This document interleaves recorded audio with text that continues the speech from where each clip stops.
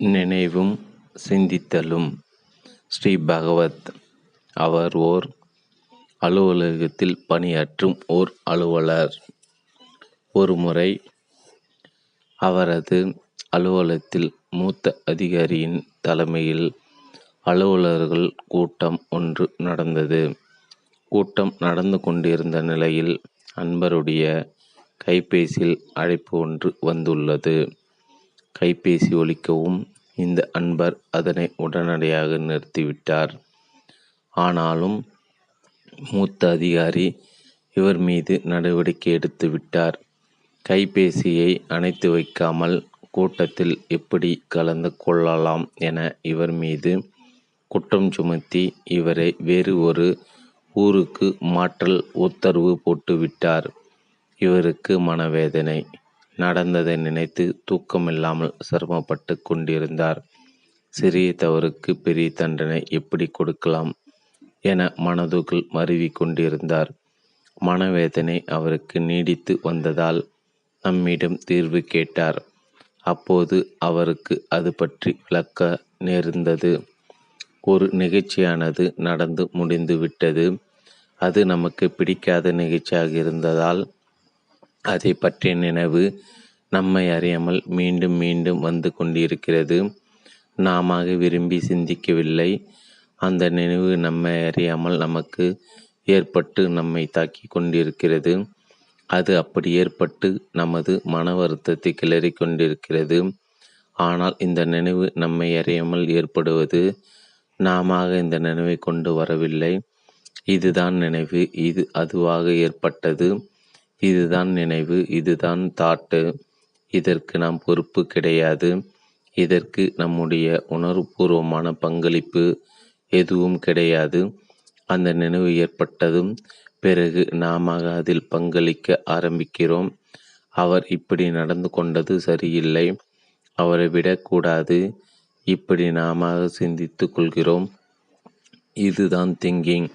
இப்படி நாம் சிந்தனை செய்வதால் நமக்கு மன அழுத்தம் அதிகமாக ஆரம்பிக்கின்றது. இரவில் தூக்கம் வருவதில் சிரமம் ஏற்படுகின்றது. தேவையில்லாமல் அதை பற்றியே சிந்திக்கின்றோம். தூக்கம் கெடுகிறது என்று சிந்திக்கின்றோம். நமது சிந்தித்ததில் நமது பங்களிப்பு உள்ளது. நமது நினைவில் நம்முடைய பங்களிப்பு கிடையாது. நினைவுகள் அனைத்தும் நம்மை அறியாமல் ஏற்படுகின்றன. ஆனால் அப்படி ஏற்படும் நினைவுகள் மற்றும் அவற்றால் ஏற்படும் உணர்வுகளின் ஆயுள் வெறும் அரை வினாடிதான். சிந்தித்தல் அப்படியல்ல. சிந்திப்பவைகளை நாம ஏற்படுத்துகின்றோம். நாம பங்கேற்று சிந்திப்பதால் நமது நினைவும் உணர்வும் புதுப்பிக்கப்பட்டு விடுகின்றன. தாமாக மறைய வேண்டிய நினைவுகளும் உணர்வுகளும் மீண்டும் உயிர் பெற்று விடுகின்றன. அந்த அன்பருக்கு கொடுக்கப்பட்ட தண்டனை அதிகபட்சமாக இருக்கும் பட்சத்தில் அவர் அதனை சட்டபூர்வமாக அணுகலாம். மேல்முறையீடு செய்து கொள்ளலாம். அப்படி புற செயல்களில் ஈடுபடுவது சம்பந்தமாக அவர் சிந்தித்துதான் ஆக வேண்டும். செயல் நிமித்தமாக சிந்தனை செய்வதில் தவறு எதுவும் கிடையாது. ஆனால் நடந்து முடிந்த ஒன்று இப்படி நடந்திருக்க கூடாது என்ற ரீதியில் சிந்தனை செய்வது தேவையற்றது. அதுதான் நமது மனோ ரீதியான பிரச்சனைகளுக்கெல்லாம் காரணமாகிறது. அதை பற்றிய நினைவுகள் இயற்கையானது, குற்றமற்றது. அவை தாமாக ஏற்படுகின்றன. நம்மை அறியாமல் ஏற்படுகின்றன. தாமாக மறைந்துவிடும். ஆரம்பத்தில் 5 நிமிடங்களுக்கு ஒரு முறை ஏற்படலாம். நாம் அதை சிந்தித்தலாக மாற்றாத பட்சத்தில் அதன் வேகம் குறைந்துவிடும். பிறகு 10 நிமிடங்களுக்கு ஒரு முறை, அதன் பிறகு 20 நிமிடங்களுக்கு ஒரு முறையோ ஏற்படலாம். பிறகு சில மணி நேரங்களுக்கு ஒரு முறையோ சில நாட்களுக்கு ஒரு முறையோ ஏற்பட்டு அதன் பிறகு அது ஏற்படாமலே போய்விடலாம்.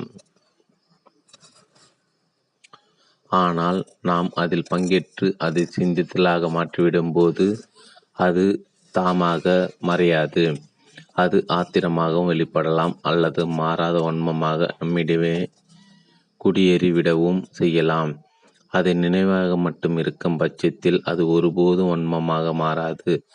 உணர்வுகள் அனைத்தும் வெளிப்பட்டு மறைந்துவிடும். ஆனால் வன்மங்கள் அனைத்தும் மறைந்திருக்கும் நிலையில் பழி வாங்க துடித்திருக்கும்.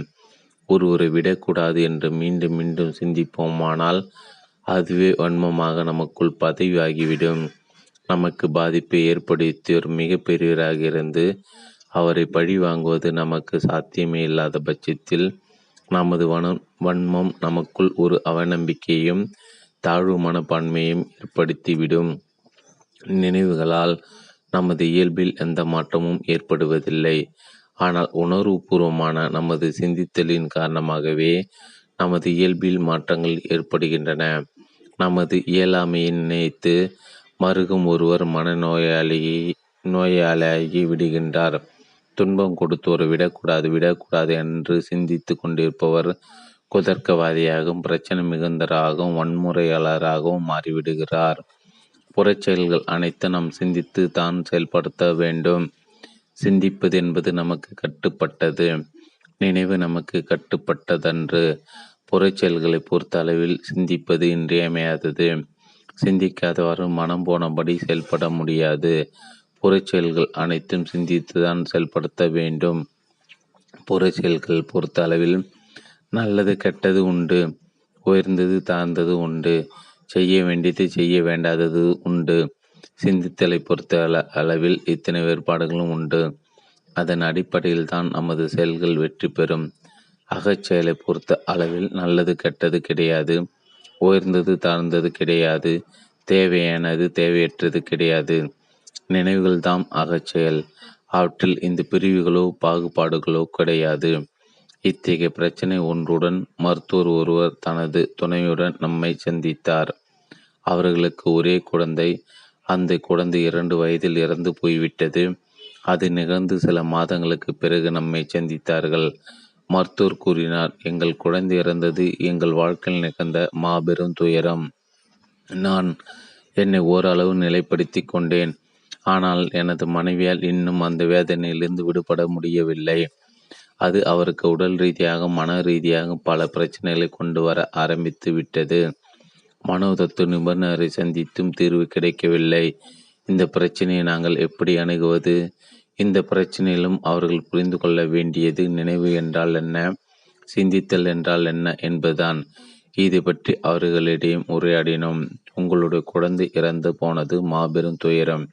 அதனால் அதை பற்றிய நினைவுகள் மீண்டும் மீண்டும் ஏற்படுவதும் அதனால் துயரமான உணர்வுகள் ஏற்படுவதும் தவிர்க்க முடியாத ஒன்றுதான்.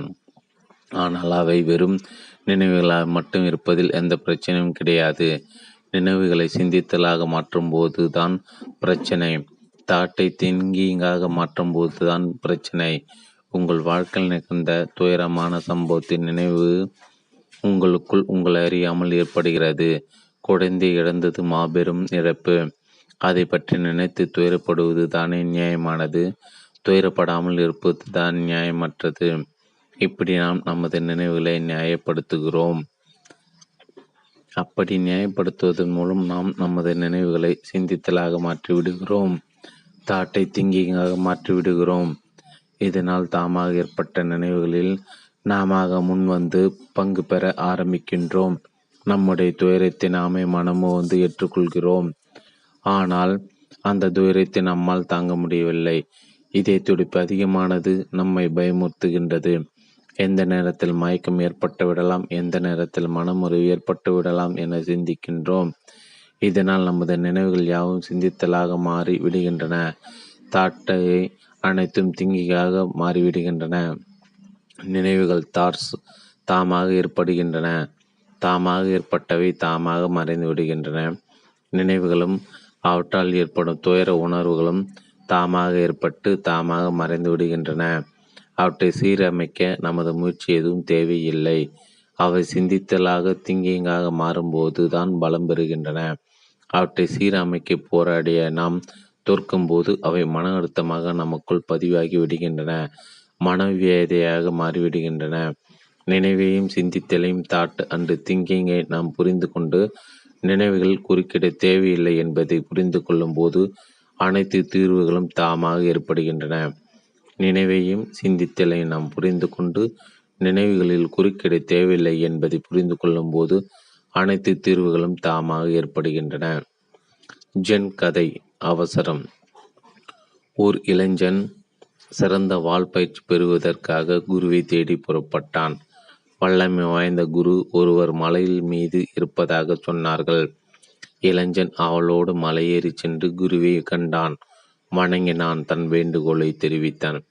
குருவே, நான் கடினமாக உடைத்து தீவிரமாக பயிற்சி எடுத்தால் எவ்வளவு காலத்தில் வல்லமை பெற முடியும் என்று கேட்டான்.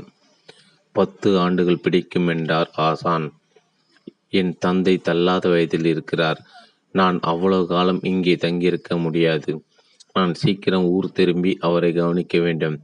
மிக கடுமையாக பயிற்சி எடுத்தால் எவ்வளவு சீக்கிரம் முடிக்க முடியும் என்று கேட்டான் இளைஞன்.